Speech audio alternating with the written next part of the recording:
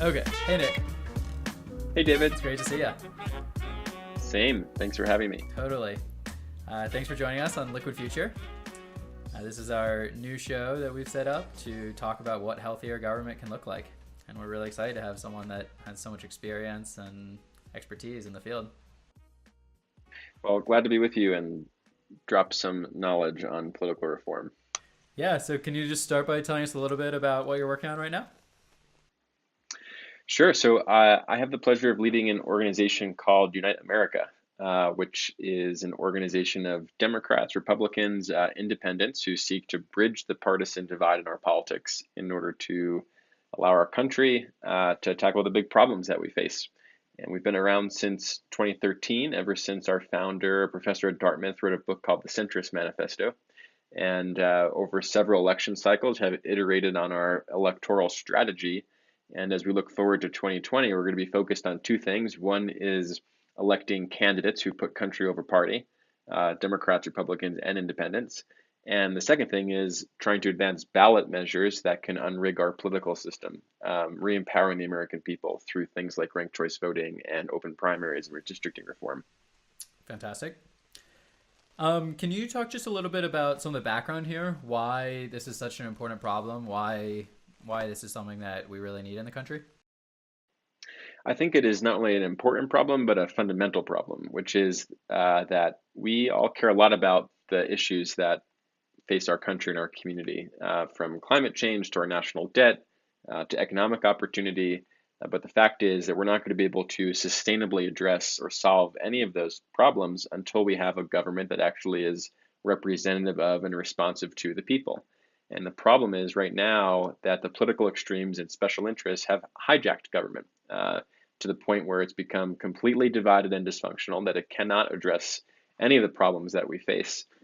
We just experienced the longest government shutdown in our history. The solution to it was to kick the can down the road on the issue. We didn't get comprehensive border security or a path to legal status for dreamers in our country, even though there's broad public desire for both of those things. So the tragedy of our politics today isn't that we can't agree as Americans, it's that most Americans can agree on some of these issues, and it's our political leaders who exaggerate rather than try and narrow those differences for their own political self-interest. And how long has this been a problem? Is this a new phenomenon? Does this go back a while?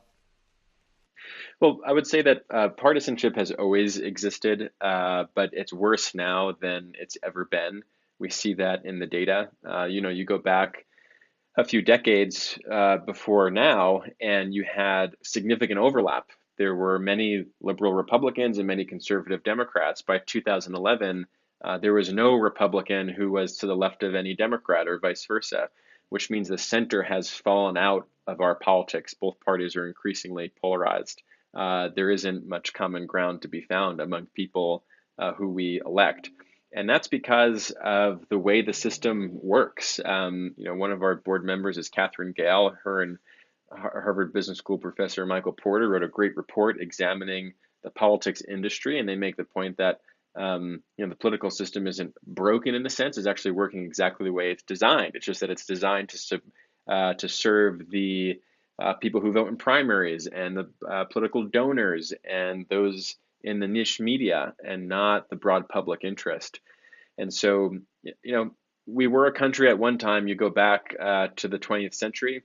We got big things done with big majorities: Social Security, Medicare, the highway bill, welfare reform, a balanced budget. Now, the only time it seems where significant things get done is when one party gets full control of government. They ram through their agenda, whether that was Democrats with healthcare or Republicans with their tax package. But it's not sustainable because the other party is immediately committed to its repeal. So to get to the point where we can address the big issues again, we need to have leaders who can put the national interest before their own parties. And so what does a healthier system in your mind look like? We know there's some of the dysfunction now. What would you like to see? I think a healthy system is one that broadly represents the people, where we can get consensus and find common ground so too should our leaders if they're actually representing us. I come from the state of Colorado. We've generally been a purple state. It's astounding to me that we have two senators who, they're not the most extreme in the body, but still on every major issue, they vote on opposite sides. They represent the same state. It's just something as simple as that, where you realize that this tribalism or two-party system is really perverting what is desired broadly by the public and what is in the public's interest. So I think healthy government means one that's representative of the people, it's accountable to the people, and is one that through political competition let the best ideas win. And today we see that there's not a lot of competition. There are fewer districts that actually swing one way or another in the general election than ever before. There's less accountability, in part because of the role that big money and dark money play in elections. And overall, that means there's been a collapse in trust in government. And that's all corrosive to this experiment of self-government that we have. The good news is that we, the people, still hold the power. We can run for office. We can exercise our right to vote. We have the tools still at our disposal that were, crafted by our founders almost 250 years ago to create the kind of political destiny that we want. And it's just a matter of saying to folks, the dysfunction today is not a reason to withdraw from the system. It's actually a reason to get more involved. We just need a way to channel that energy and create a vehicle for that desire. So, in your mind, when you're thinking about solutions and where we go from here, how much of it is cultural change? How much of it is we need to change the way people think and vote, for example, and the way they participate in politics? And how much of it is about changing certain structural rules in our democracy and in our political sphere? I used to be almost entirely on the structural change that the rules can help get us to a place where this resolves itself. If only independents can vote in primaries, and if only they didn't draw districts that benefited themselves, and only if we have a better system of voting.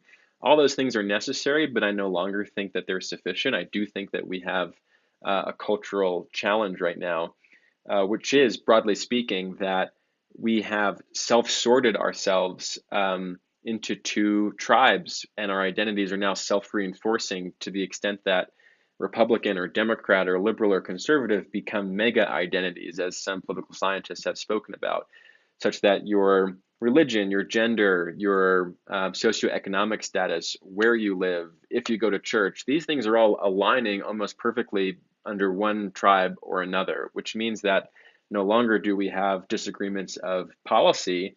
We have disagreements of identity. We feel our very own identity is at threat by this other side. And so that's making the political polarization even worse. And then we have things like cable news and social media that constantly reinforce these echo chambers. So I think there needs to be a profound change culturally where we begin to see ourselves primarily first as Americans, and then maybe whatever our political labels want to say. And we've seemed to have lost touch that actually we're still all in this together. Yeah. And one stat that I love hearing you and other people talk about, though, is that there really is a lot of measurable support for third parties or among independents. Can you speak to that at all?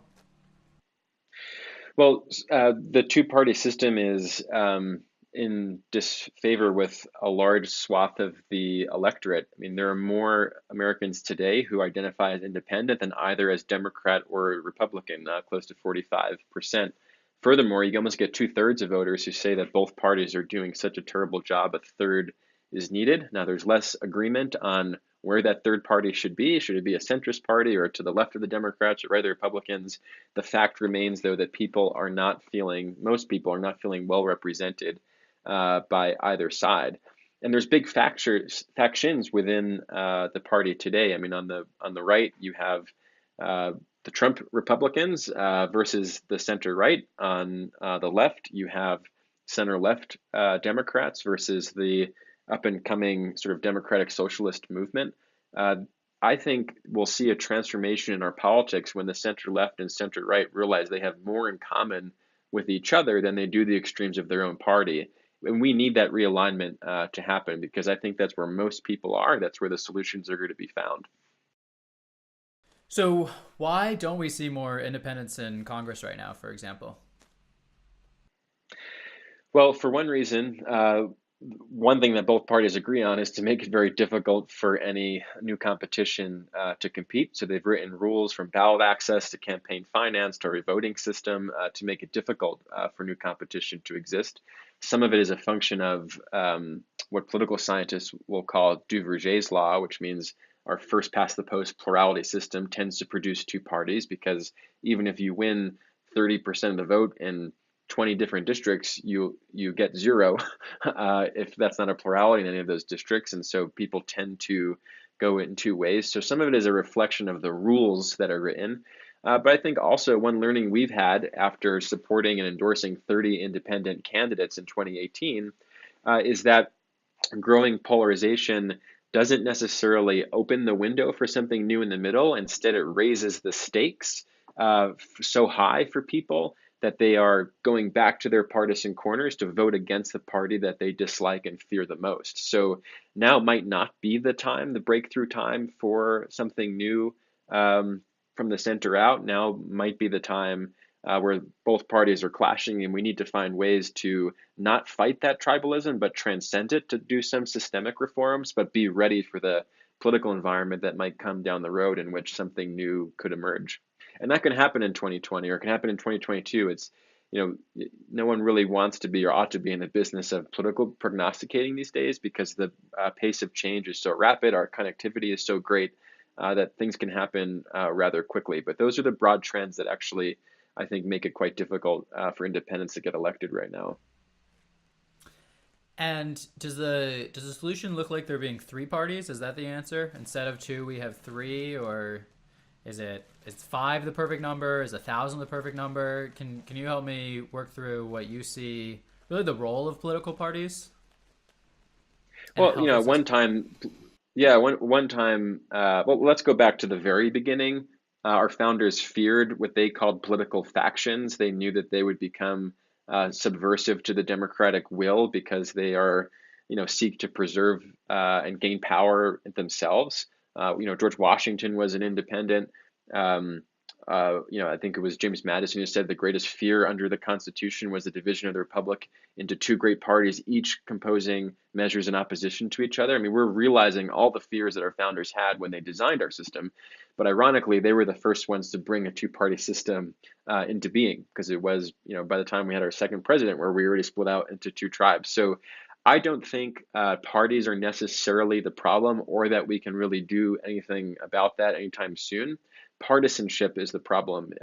Partisanship meaning when leaders put the interest of their faction ahead of what is in the interest of the majority of their constituents. So I think the solution is not how do you end the parties, it's how do you transcend them? How do you have leaders who put country over party? And we know that's possible. The most recent example is in the Alaska State House. Something pretty extraordinary actually just happened a couple days ago, where Republicans won a majority of seats in the last election. They had a 23 to 20, 23 to 18 majority in the state house, but three Republicans refused to caucus with their party. They said that, if we did that, it would all be about control, not about working with the other side to get things done. And so they held out for over 30 days. There was no majority, there was no speaker, there was no committees, Wow. until a bipartisan group of legislators got together to form a multi-partisan majority. It has Democrats, Republicans, and two independents in it, and one of the independents just became the House Speaker. Wow. So it doesn't matter what the label is next to your name if you're willing to put your constituents first. And I think the Alaska model suggests to us that, what we accept as normal, which is that when you arrive at the legislature, you split into the red team and blue team, doesn't have to be normal. And we don't do that in any other aspect of our lives when we look to solve problems. It doesn't necessarily have to happen in politics. What that takes is leaders of courage to pave that new way. That's really cool. I hadn't heard that about Alaska, but that's really exciting.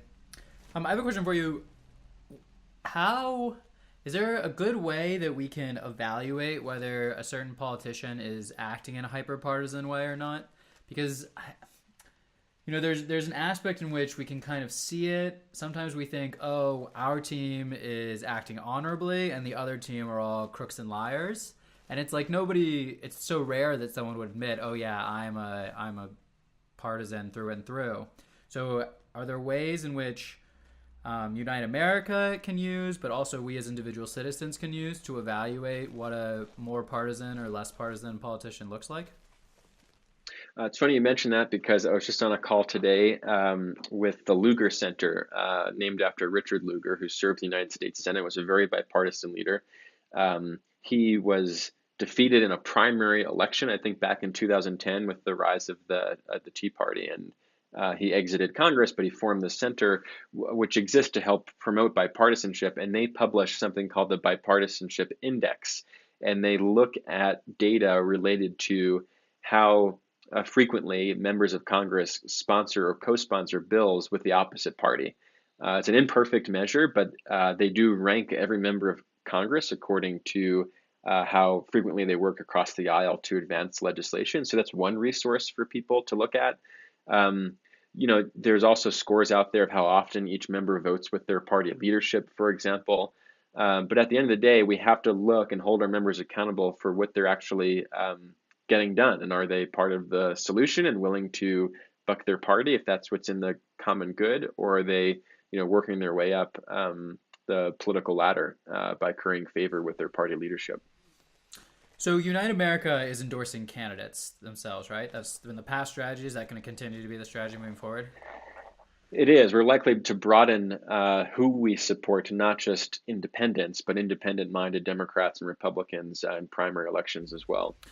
And have there been any examples? I'm not aware, but have there been any examples where an endorsement was withdrawn because they made a promise to act in a bipartisan manner, but then once they're in office, they kind of fall back from that? Do you know what I mean? Are we enforcing this partisanship or this bipartisan attitude? That's a good question. We're still early on in our own organization's evolution, but that is part of the strategy. Is that if you're endorsed and supported in one election, it doesn't guarantee it in perpetuity for as long as you're in office. You have to live the values and the principles. And so, in late 2017, a handful of the statewide independent candidates that we endorsed got together to craft a Declaration of Independence, which is on our website, 5 principles of what it means to be independent. And those are the principles that we will hold candidates accountable to if they're elected, whom we support. And I don't know if you remember this, but I was one of those state house candidates, and I had it on my campaign website as well. Yes, In and California, yeah. I think it was very cool. I think at the end of the day that we had over 70 independent candidates running for the first time with some shared branding and some shared principles. Because as you know, as a candidate yourself, it's quite hard to define what an independent is or what they stand for. They're not a Democrat, they're not a Republican. Well, what are you? And so that was our attempt to begin to define that. Yeah. And so looking back on last year and the previous effort, can you speak to what you're especially proud of, what sort of lessons you've learned, kind of give people a summary of past electoral efforts? What I'm really proud of is that for the first time, independents weren't so independent. We actually came together, not to form our own party, but to define some principles that we all stood for, to work together to build a movement of volunteers and donors and campaign talent to help level the playing field with both parties. So we built something that just has not existed in the past for candidates who want to run for office and serve the public unaligned with both political parties. And that is a foundation from which to build as our movement branches out and supports a broader array of leaders and campaign reforms going forward. Can you speak a little bit more to how you're vetting these candidates? Are there particular aspects of their background that you're interested in, or like their chances, so to speak? A lot of groups are interested in that, or particular policy ideas that they do support or they don't support. Do you have qualifications like that? Yeah, we did our vetting through an endorsement committee that looked at 4 things. One was their credibility. Do they have the qualifications to run for office? Second was their viability. Do they have the means to run a competitive campaign and have a path to victory? The third was on leadership. Did they have the values of what it means to be a true public servant? And the fourth was alignment with our principles that I referenced earlier. So we scored every candidate or potential candidate according to those dimensions, and that's how we based our endorsements off of. And correct me if I'm wrong. Did you run yourself as a candidate in a past election?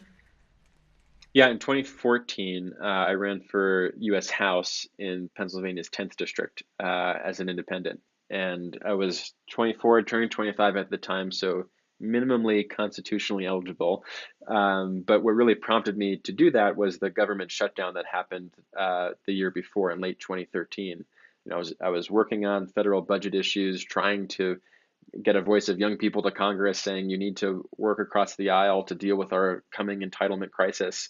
And not only did they not deal with the issues 30 years in the future, they couldn't even keep the lights on that year. They shut down the government over a dispute over Obamacare. And so it just became clear to me in that moment that a lack of facts is not the problem or policy ideas. It's a lack of political will and incentive to work together. And my member of Congress at the time, Tom Marino, who just actually resigned from Congress, I viewed him as part of the problem. I mean, where I'm from in Pennsylvania, we've closed primaries, we have gerrymandered districts, and so from a heavily Republican area, if he wins a couple tens of thousands of voters in the primary, that's it. Game over. There's no competition in the general election. And so he's only looking over his right shoulder for a primary challenge, which means there's zero incentive to work with the other side. And I saw that as exactly what the problem was, and spent a year trying to prove something else could be different. And what gave me hope and why I continued on this path was every conversation I had with voters about supporting leadership that can represent them and not a party or special interest resonated well. The challenge was getting that message out to 750,000 people with no donor community or volunteers to rely on. I mean, we bootstrapped it. Meanwhile, $500,000 in PAC money came into the district just by virtue of the committees that the congressman sat on. So the playing field was like this, and that's why I committed myself to working to help level it, and that's been my journey ever since. So the specifics of your race were that you competed in the general election after he had already become the Republican nominee. Yep, Did you, we had to gather 3.5 times more signatures to get our name on the ballot, because again, that's one of the ways the parties try to limit competition. But we cleared that hurdle for the first time in my district's history and wow. gave people that option, which was satisfying in itself. Ultimately, close to 23,000 people said we need a new way, and they didn't vote Democrat or Republican. They did something they never had an opportunity to do. So that's why I also look back at what we were able to accomplish in 2018. Over 8 million people voted for independent candidates across the country. Wow. How do we organize that voting bloc into a real movement to support other candidates on the ballot and to advance political reforms? We need a new constituency for a new kind of politics. Do you ever ask yourself, I ask myself the same question, do you ever ask yourself, what if I had run as a Republican in that race? As you said, it's a heavily Republican district. You could still uphold the values. You said even now, United America is looking to endorsing non-independents as long as they support these values. Yeah, I've thought about it. Other independent candidates who ran in 2018 have thought about it. We've spoken about it. And if we rewound the clock, maybe we would try that in the sense that we know the barrier to entry for an independent is almost prohibitively high, especially in three-way races. If we looked at those, for example, where I think no one broke 10% last cycle. So I'll just share with you a brief anecdote. One candidate in Colorado that we supported said to me after the election, when I ran as an independent in the general, Democrats would say I'm a Republican in independence clothing. Republicans would say I'm a Democrat in independence clothing. They would basically accuse you of being closet partisan, and he got 6% of the vote. But what if I flipped the script and I ran in the Republican primary in my Republican district as a independent, but in Republicans clothing? I'm the same person. I represent the same values and ideas. But if I win the primary, I'm a shoo-in in the general because that's how the district is drawn. So there's some value perhaps to refocusing our full frontal assault on the two-party system to more guerrilla warfare in the primaries And that's a strategy that I think we'll begin exploring in 2020, because again, it's a choice between trying to fight tribalism that's so now culturally embedded versus not asking people to vote outside your label in the general election, but trying to give people a different type of leader within their own party. Yeah. I mean, there were so many stories I heard when I was campaigning and from other people that worked on campaigns where they'd go door to door, they'd be talking to people on the street, and they'd say, "Oh, do you know who you're voting for?" And they'd say, "Oh, I'm voting for the Democrat." And they'd say, "Oh, well, actually, it's a primary. They're all Democrats." And people just, yeah, oh, well. Yeah, what do you do now? Or vice You might versa. have to like learn something about them. Yes. Yeah, exactly. And for so many people, I mean, it's just a lot of work. When I was doing my nomination papers, collecting my signatures, I kid you not, I think it was about 1 in 100 people literally knew the name of the current representative, the current incumbent that I was running against. And he's been in office for 6 years now. And that's not even to say that he's the worst person in the world or anything like that, but he represents 500,000 people in the state house. He's the chair of the budget committee controlling a multi-$100 billion state budget. And 99% of his constituents that I talked to on the street literally had no idea who he was or what his name was or something like that. Right. Which is why, like, it's easy to point our finger at what we think the problem is, but we have to look in a mirror as a citizenry. It's our responsibility to be engaged, to be educated, to know who our representatives are. We're failing that test in a major way, and I think our entire system of public education is also failing the future of the country in that way too, with the lack of civics education. I just saw an article yesterday where I think a majority of people in every state except Vermont, so go Vermont, would fail a U.S. citizenship test. U.S. citizens not able to pass the test that we're asking others to take to become an American citizen, with basic things like there are 3 branches of government, and that leads to a political environment in which 30-second ads and political mailings can swing races for people who aren't paying close attention. So in many ways, as a friend from home likes to say, we get the government we deserve. I think that's true today. And so we as citizens have to step up to the plate. Definitely. But there's this whole talk. Are you familiar with the line of thinking that it's like rationally irrational to really engage when you're 1 in a million, you're just one voter? It takes a certain kind of crazy to be like you and I, where we can't look away. Sometimes I describe my addiction to political news to people as like it's like when you're driving past a car accident and you just like turn your head and you just have to watch. I don't know if you're familiar with these ideas, but that's sort of the way I think about it. And a lot of friends will say, "Oh, I wish I read the newspaper more often," and all these things. And I'll say, "Oh, no, you're lucky. I have an addiction. It's a problem. I can't not look at it." I envy your bliss. Right.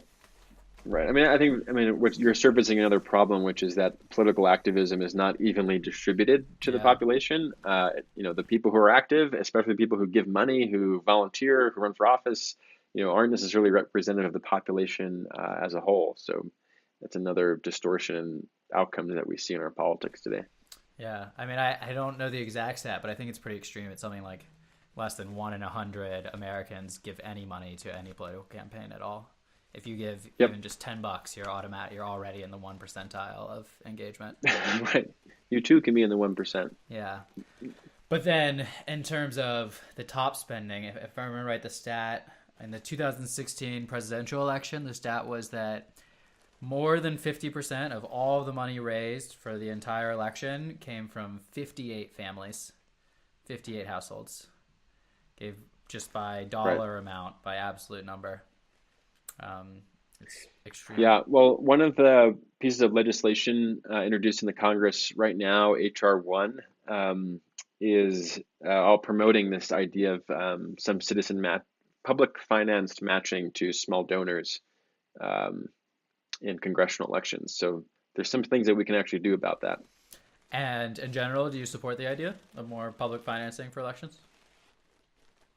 I think it's a tough sell because it seems like it's a subsidy for politicians. But if we're able to educate people on why that's a good thing in terms of getting out better outcomes from government. I think there could be broad support for it. I like the idea. I'm not sure I like the way it's designed in HR1. I'd rather see it as an incentive to say that's only available to members of Congress who don't take PAC money, for example, instead of giving anyone who gets small donations a matching fund. If we can use it like the main system to actually get people to run clean elections, I think that gets us 2 wins at once. Yeah. By the way, my earbuds are dying. They're beeping in my ear. Okay. Thanks for the heads up. Does that mean Yes. we have like 60 seconds? I don't know. This one went out, but I'm assuming that the audio is still recording on it.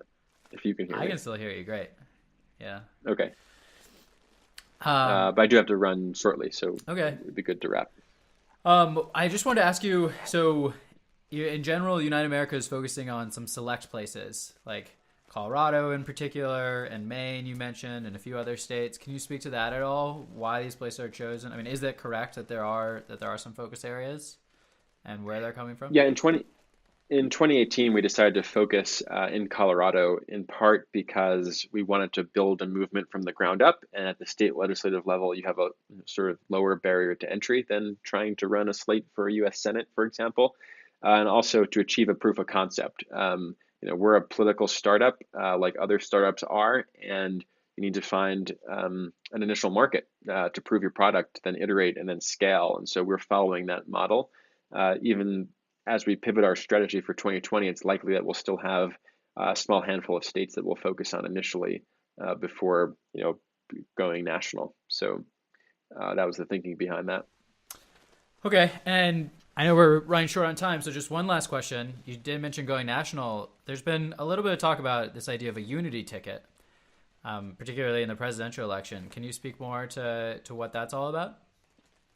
Yeah, I think the 2020 election has to be more than just about who wins, but how do we bring the country together? Because no matter if it's another 4 years of our current president or a new Democratic administration, how are outcomes going to change for the better in terms of getting things done in a sustainable way, but for some way of getting both sides to work together. And that's the idea behind a unity ticket for president and vice president. We're petitioning all the candidates to pledge to choose their running mate from the opposite political party, whether they're Republican, Democrat, or independent, and to make political reform a top priority in their administration.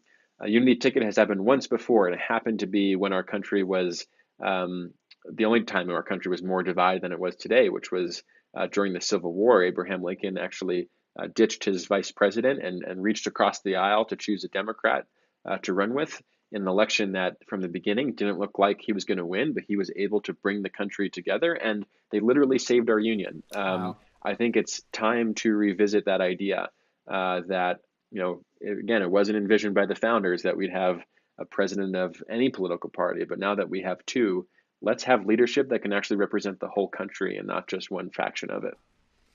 Wow. And have you had any positive responses yet? Pushback? Anything to share? But the positive response has been from the grassroots. We've seen a tremendous enthusiasm among people signing and sharing this petition. It's unityticket.us for those who are interested in joining. We're just beginning the phase to think about how do we literally bring this message to the presidential candidates on the campaign trail and get them on the record if this is something they would support or not. Very cool. And let's wrap up here, but just to share with everybody, can you plug your website and where they can find out more information about you or social media or whatever you'd like to share? Yep. So Unite America. It's uniteamerica.org. That's the handle for Twitter and Facebook. We'd love to have folks join us or reach out if you have any questions as we build this movement for elections to come. Fantastic. And again, this is on Liquid Future, and this is liquidfuture.org. It's been great to have you, Nick, and I hope we'll get to talk much more. Yeah. Same. Thank you very much, David. Totally.